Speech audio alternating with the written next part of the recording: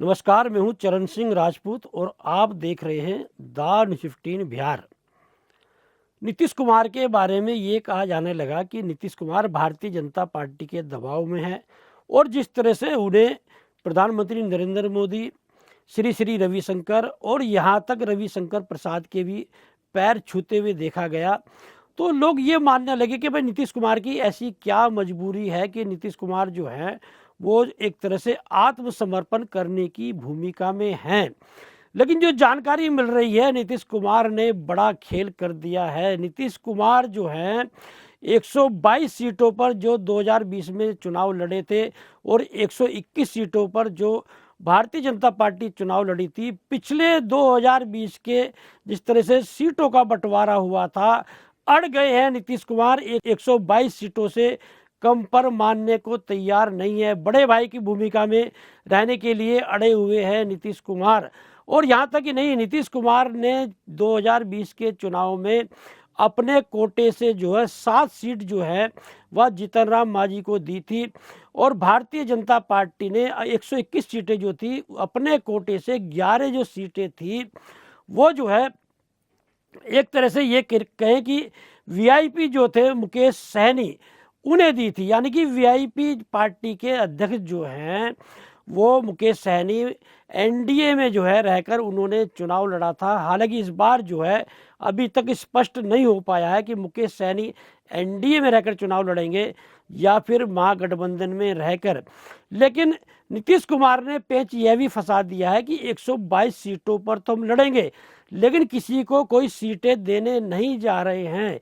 Bharatiya Janata party को ही अपने कोटे से जीतन राम मांझी को, उपेंद्र कुशवाहा को जो जानकारी मिल रही है 10 से 11 सीटें जीतन राम मांझी और उपेंद्र कुशवाहा दोनों को मिलाकर दी जा सकती है। चिराग पासवान को 20 से 22 सीटें दी जा सकती हैं।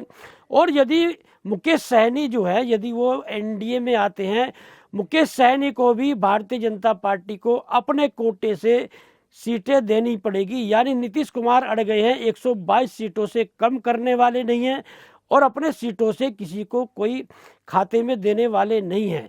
कि नीतीश कुमार का तर्क जो है वह ये है कि जब वो महागठबंधन में शामिल हुए 2022 में, तो जीतन राम मांझी जो है वो एनडीए में ही रह गए। यानी कि जीतन राम मांझी से उनका कोई अब गठबंधन नहीं है।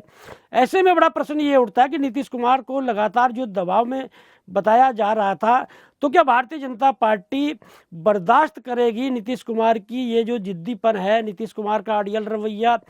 क्या जिस तरह से ये कहा जा रहा था कि ललन सिंह जो है जो सेकंड लाइन के नेता है, संजय झा, दोनों भारतीय जनता पार्टी के संपर्क में हैं, या ये कहें कि नीतीश कुमार से ज़्यादा करीबी गृह मंत्री अमित शाह के हैं और जदयू के टूटने की बात भी की जा रही थी, तो क्या भारतीय जनता पार्टी जदयू को तोड़ देगी? नीतीश कुमार का अड़ियल रवैया जो है बर्दाश्त नहीं करेगी। जिस तरह से चंद्रबाबू नायडू जो हैं 16 सीटें हैं केंद्र सरकार में, बैसाखी पर चल रही है मोदी सरकार, यानी केंद्र सरकार जो है वो नीतीश कुमार, चंद्रबाबू नायडू, एकनाथ शिंदे, अजित पवार की बैसाखी पर चल रही है। और जिस तरह से एमके स्टालिन ने, तमिलनाडु के मुख्यमंत्री ने जिस तरह से जनसंख्या आधारित परिसीमन का विरोध करते हुए बैठक बुला ली है, 4 राज्यों के प्रभावित होने की बात सामने आ रही है, जिसमें तमिलनाडु है, केरल है, कर्नाटक है, उड़ीसा है, आंध्र प्रदेश है, तेलंगाना है और पंजाब भी प्रभावित होने की बात सामने आ रही है। तो एमके स्टालिन की बैठक में पहुंच रहे हैं चंद्रबाबू नायडू, यानी कि एमके स्टालिन के परिसीमन जो हो रहा है जनसंख्या आधारित, जिस तरह से उन्होंने विरोध किया है, एमके स्टालिन के सुर में सुर मिला रहे हैं चंद्रबाबू नायडू। यदि चंद्रबाबू नायडू बगावत कर देते हैं, 16 सीटें हैं, ऐसे में जो है प्रधानमंत्री नरेंद्र मोदी नीतीश कुमार की नाराजगी मोल लेना नहीं चाहेंगे। वैसे भी प्रधानमंत्री नरेंद्र मोदी हो या गृह मंत्री अमित शाह हो, उन लोगों के लिए केंद्र सरकार ज़्यादा महत्वपूर्ण है।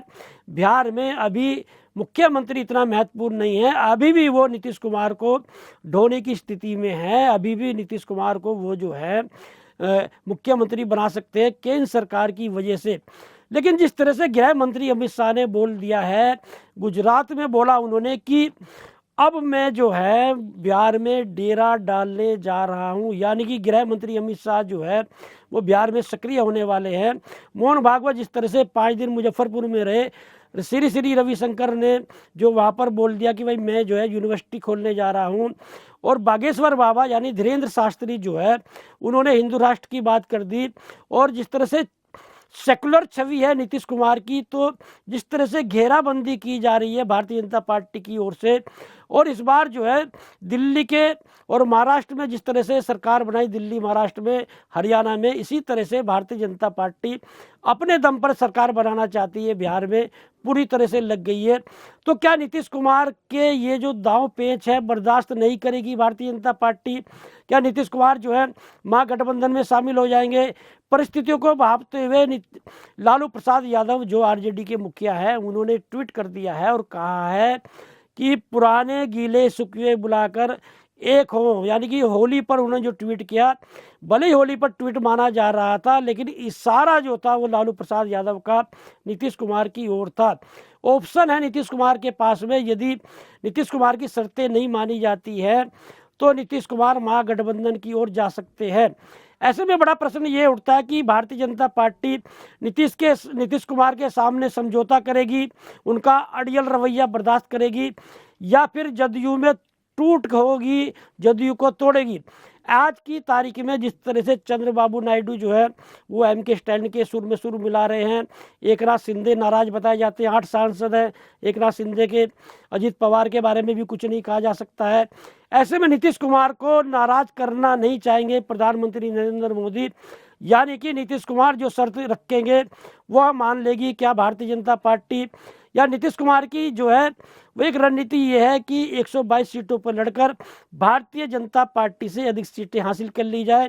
और जिस तरह से ये कहा जा रहा है कि महाराष्ट्र की तर्ज पर बिहार में भी खेला हो सकता है, जिस तरह से एकनाथ शिंदे को दरकिनार किया गया है, नीतीश कुमार को भी दरकिनार किया जा सकता है।